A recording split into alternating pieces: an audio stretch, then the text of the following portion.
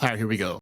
Welcome to the Don't Pick the Scab podcast, a podcast that helps men over 40 with their divorce recovery by presenting guests with different and special superpowers. We try to find some of the out-of-the-box solutions to some of your problems. And today we definitely have out-of-the-box solution with Michelle. Welcome to the show, Michelle Davies. She's an international acclaimed healer that helps people transform their health and reclaim their vitality. She has helped people of all ages to reduce suffering and achieve self-healing through natural osteopathic and energy-based techniques. Welcome to the show, Michelle, and tell us a little bit about yourself. And I got a couple of questions for you.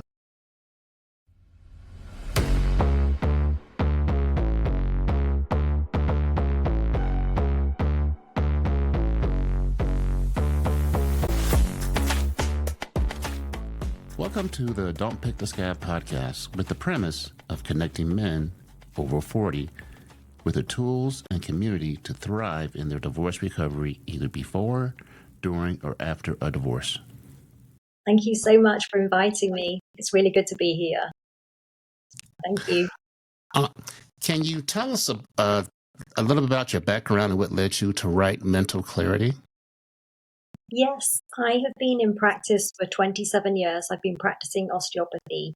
So I work in the natural healing spectrum of people improving their health, whether that's mental, physical, spiritual, emotional. And my work, a lot of it is hands-on. And I want to be able to help more people than can be under my hands. So I've written and published 2 books so that I can help to empower people.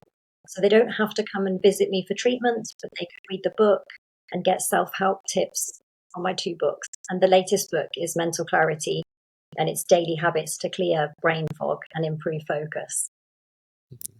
How does your experience over the 30 years in this field influence the advice and strategies that you have in your book? It's all of my work, I would say, within this book and my previous book, because I decided to go into osteopathy when I was 13. So my whole path has been about empowering people to self-heal and self-repair. Mm-hmm. I was brought up by a mother who was a healer, and she raised us, my brother and I, using natural methods.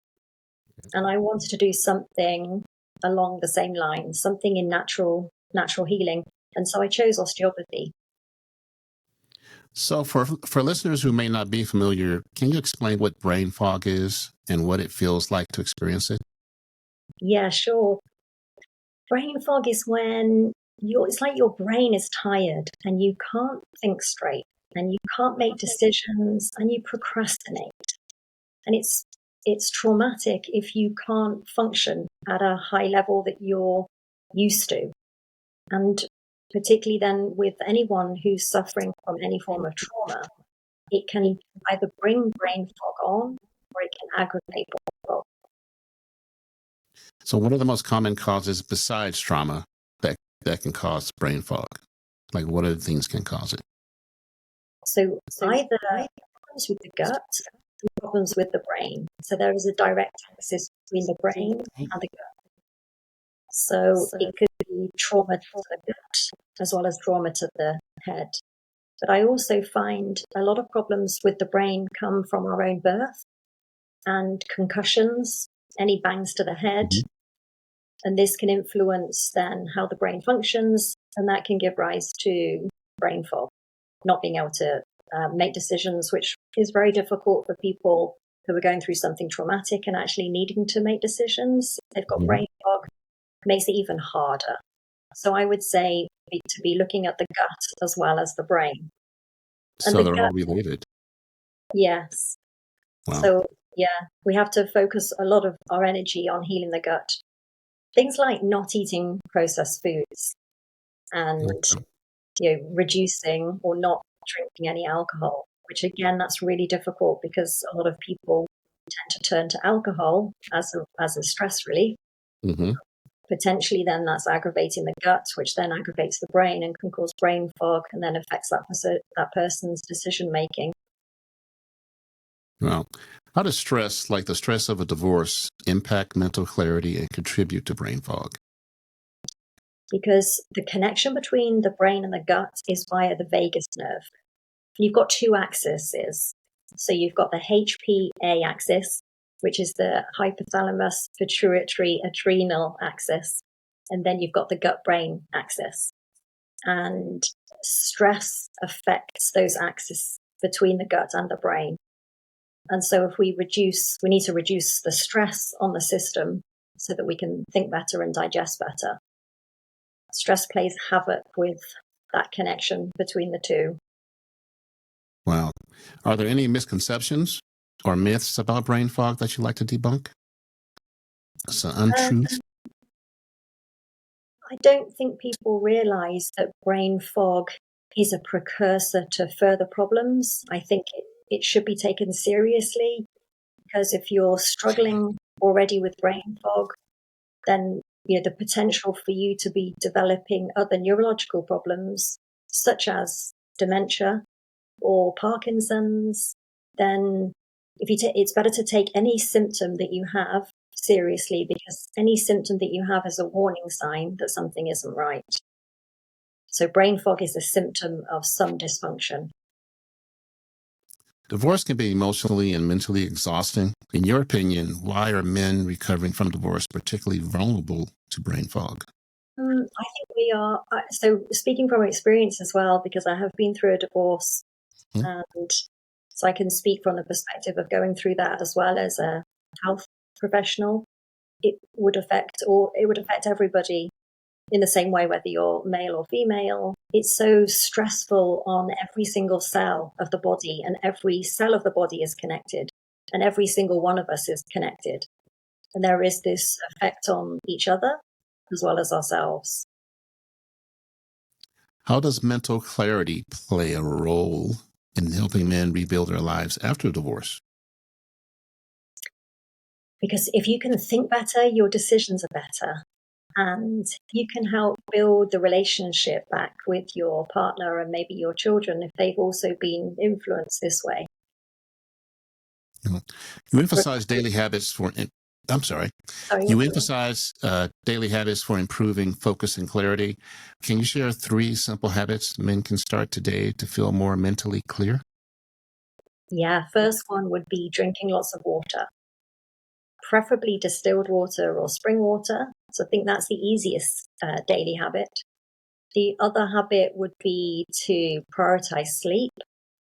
So preferably going to bed by 10:30. And I would say eating anti-inflammatory foods such as turmeric with black pepper and berries, walnuts, maybe a probiotic for the gut or prebiotics for the gut. So I would say nutrition, water, sleep, avoiding alcohol. There you go. And you jumped on nutrition. So nutrition plays a key role in brain health. What foods or types of diets can help combat brain fog? So like 3, these sorts of like fish, mackerel, even tinned mackerel. This is really good.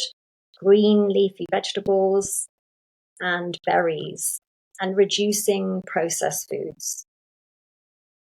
And then you were talking about hydration. Is it like keep your cells hydrated and they work better, or how does that work? Yeah, we are between 70 and 80% water. So every single cell in the body needs water.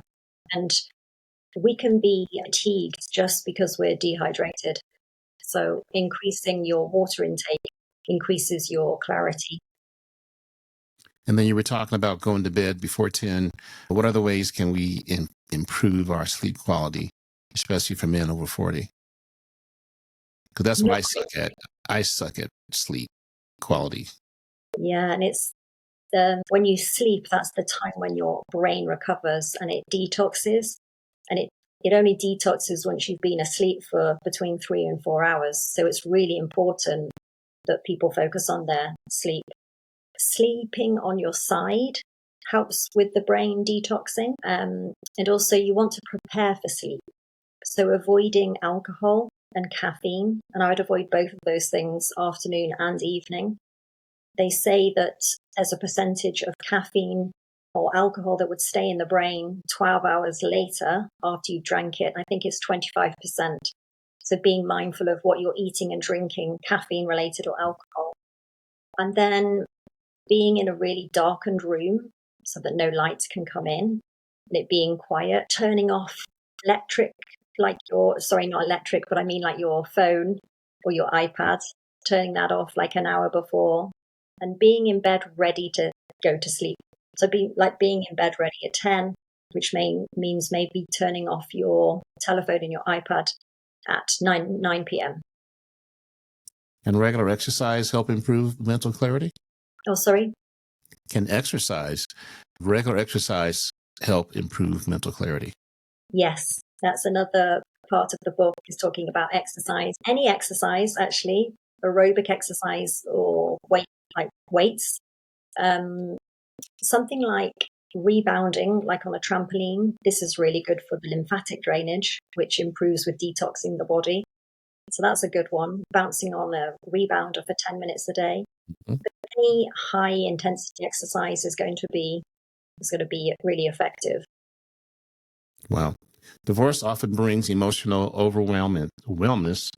How can mindfulness and meditation help men regain focus and emotional balance? And back up on that question, what the heck is mindfulness? Everybody has a different definition. So mindfulness for me is being still within the mind and focusing on being present in the moment. So I would say to my patients, be in the moment and try and use your senses. So if you think about what can you smell, what can you see, what can you feel, and what can you hear? If you focus on that, that is a mindfulness state.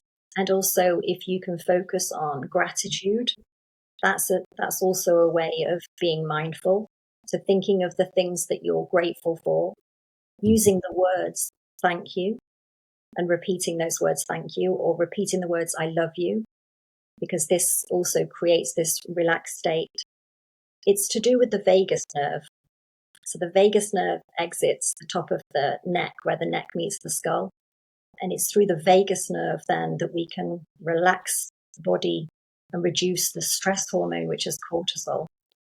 And this is what you'll stimulate when you're mindful. Okay. But also with deep breathing, when we breathe from our diaphragm, this enables us to stimulate the vagus nerve, which reduces the cortisol, which is the stress hormone, which is also then responsible for the brain fog. What is AOScan technology? Now we're getting to the crux of it. And how does it work to address cognitive health and brain fog? So AOScan technology is biofrequency music, and it actually comes from America. The founder is in the States, and it uses quantum physics. So I can use this remotely with people. And if men are struggling to go through that process of divorce and they're needing some form of coping strategy to reduce anxiety or to improve sleep and improve mood, the biofrequency music frequency can actually help this or stimulate this within the body, that the body can actually find that relaxation and that balance and harmony using this technology, which is based on the quantum physics, which is where quantum physics is the study of energy and how everything is connected. So an example of this, there was a study where there was a husband and wife. They were in separate rooms within a building, in soundproof rooms, and they were not able to communicate with each other. They were wired up, so their brains could be analyzed. The woman had cancer, and the wife was asked to send thoughts of compassion to his wife. When he sent the thoughts of compassion to her, the area of compassion lit up in her brain, even though they were not connected. So this is also useful when I speak to couples or anyone really who's going through something traumatic in a relationship. If you want to achieve something with that person, then you need to project it, you need to feel it and think it. So if you're wanting to resolve something with someone, focus on that feeling, because it's very likely that the other person will feel that. Not necessarily will they register that, but it will be received by that person. So that's one way of helping to explain the biofrequency and how it actually works. It's through using the voice. So the person provides me with 10 or 15 seconds of their voice recording, combined with their height, their weight, a photograph. And then the technology uses this to analyze 12 frequencies within the voice. And it pulls out the 4 notes, which are either underproducing sound or overproducing sound. And then it creates notes, sounds, to be able to alter those 4 to create more of a balance and harmony. It's useful to understand also your emotional state, because when your voice is analyzed, it also gives you an emotional report with that. So then you gain some insights perhaps as to maybe why you're feeling the way you're feeling. It's because of what you're projecting through your voice. So it gives you a baseline, and then it goes from there. Yes. And it involves listening to music for approximately 12 minutes a day, and you could repeat that 3 times. I have patients that will use it when they're struggling with anxiety or when they're struggling to sleep. And it's like a tool in their pocket because it's accessible by their phone. So they can just put the headphones in, listen, and then it can change the state, their emotional state that they're in. Interesting. I've had some really impressive results from it. The most impressive was a lady in hospital who'd had a stroke, and she was given 72 hours to live. And if she survived the bleed in her head, then she would be unable to walk or talk, and she would be unable to function. And she used the biofrequency every day because the daughter went to visit. She put the headphones in her mum's ears, which she was non-responsive at the beginning. Mm-hmm. 111 days later, the lady walked out of hospital.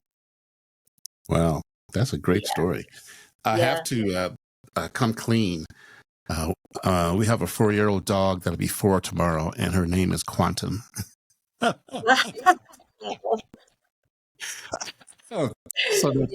that's very on point. That is interesting. I love that. What are the odds? Many divorced men find it hard to focus at work due to brain fog. What steps can they take to boost productivity and mental clarity during the workday? First of all, drink the glass of water. And then secondly, remembering the posture. So I help people set up their workplace. So cool. someone takes photographs of them. They send me the photographs. Then I can analyze their posture and then make changes, because your posture dictates your energy. So if you sit slumped because you're looking over a laptop instead of actually a desktop, and that can affect your energy. So we want our screen to be at eyebrow level and our keyboard to be at a right angle, our elbow to be at a right angle for our keyboard. So the screen and the keyboard needs to be separate, and also needs to be straight in front of you as opposed to off to the side. So it's really important that your workplace is set up for you to be productive at work, because it's dependent on your clarity of thinking as well as your energy. And it's important to know if you're using more than one screen, how to position those screens as well. Because you could be aggravating your vagus nerve in your neck if you're sitting facing one screen all day long, looking at a screen to the right, for example. That perhaps is going to stretch your vagus nerve, and then it's going to affect your stress response. And then remembering to do deep breathing at work as well. So you could maybe just stop in your work day and focus on your breath. There's a breathing app that you can download, which is like box breathing. And it's 4-4-4-4, which means that you can breathe in for a count of 4 seconds, hold for 4 seconds, breathe out for 4 seconds, and hold for 4 seconds, and repeat that cycle for 5 minutes. And by law, employees are allowed 5 minutes in every hour. So you could actually do that breathing technique at work. Okay. Wow. How can men balance recovery after divorce with maintaining a productive work life when their mental clarity is affected? I mean, when it's crap. Say that again. What was the beginning bit? How can men balance recovery after a divorce with maintaining a productive work life when their mental clarity is affected at work or in To, life in general? I think it comes down to, again, addressing any symptom that you're getting. You need to address it and take it seriously. Take responsibility and own it. And then whatever symptom that is, there's going to be a reason for it, and address that. And then the recovery will come. So it could be If addressing listeners, headaches or migraines or.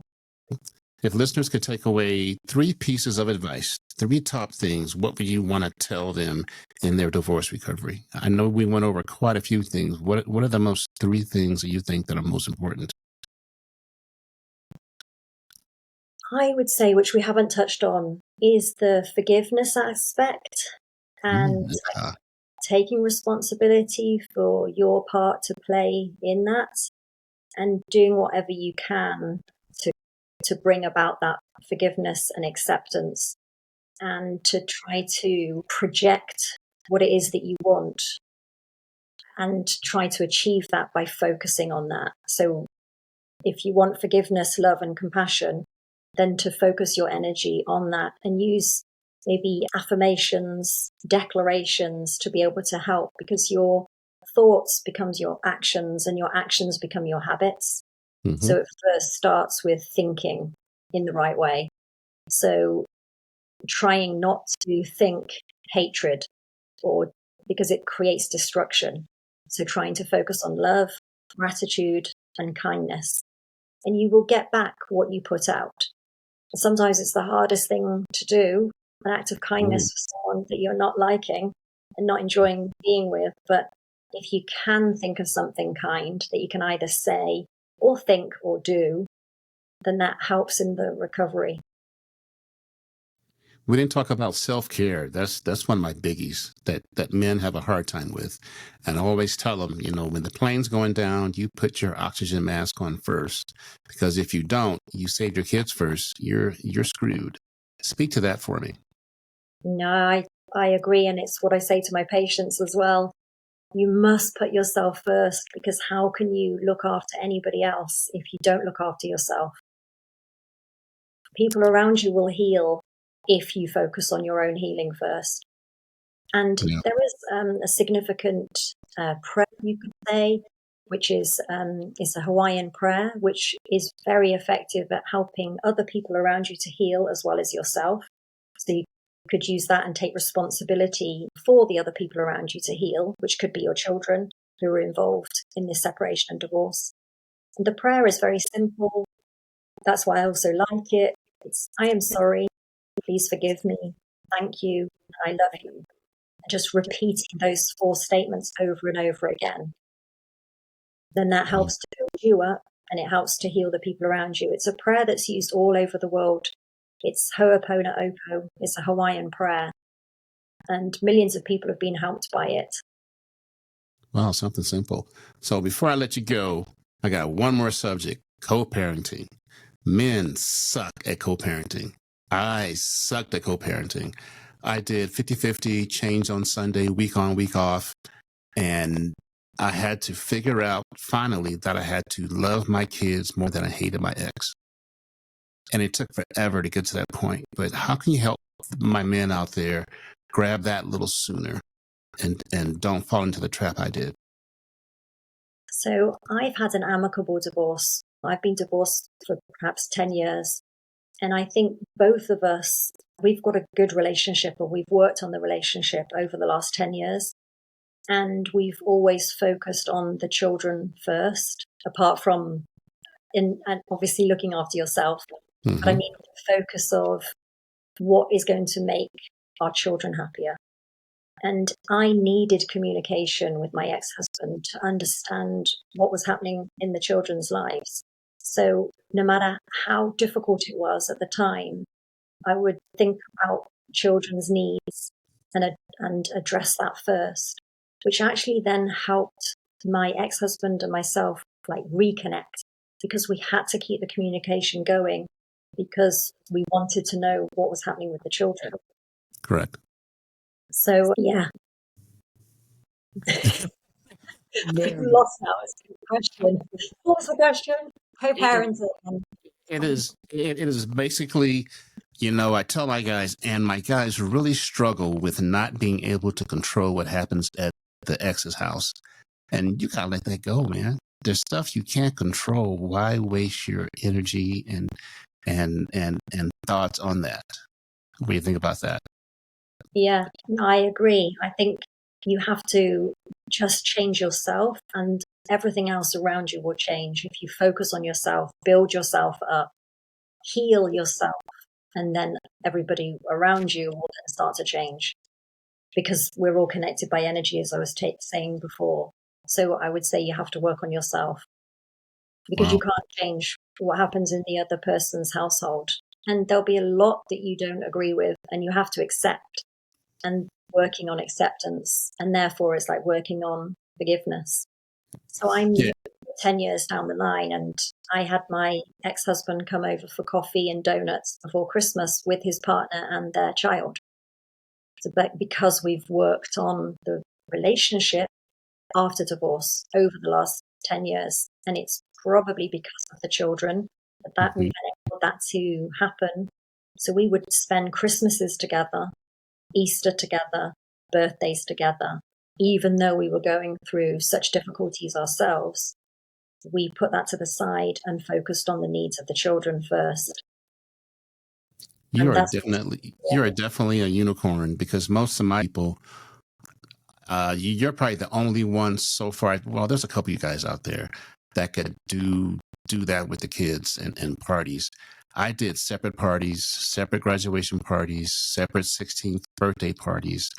And I look back and I could have done better, but my kids are now 28, 30, and 31, and they survived, and I'm glad it's over. But I want to tell people out there, man, you have to love your kids more than you hate your ex. And you have to swallow a lot of pride and a lot of angst just to get through it.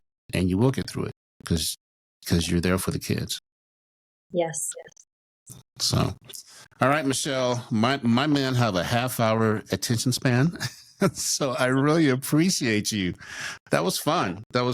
And I'll tell Quantum that you said hi, but she's in the other room because I'm at the office because my studio's here. But where can the people find you on the internet? Well, I have a gift for your listeners. All right. A free copy, a PDF copy of the book, Mental Clarity. So they can use that free gift. I'll send you a link and they can then access that. And there are lots of daily habits that they could follow that and feel much better and have better clarity and be able to make decisions better and have good recovery from whatever it is that they are experiencing. So I have that to offer. And where can they find you? So I would say worcester-osteo.com. Okay.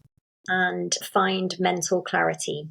All right. We will have all those at the bottom of the show notes, including the free gift. But we appreciate your time. I'm struggling for a title with this one. I'm struggling with the title. Should be interesting. I'm not going to let you down, Michelle. I'm going to have a catchy title because we talked about quite a few things. And I appreciate your time, but thanks everybody for listening. Thank you.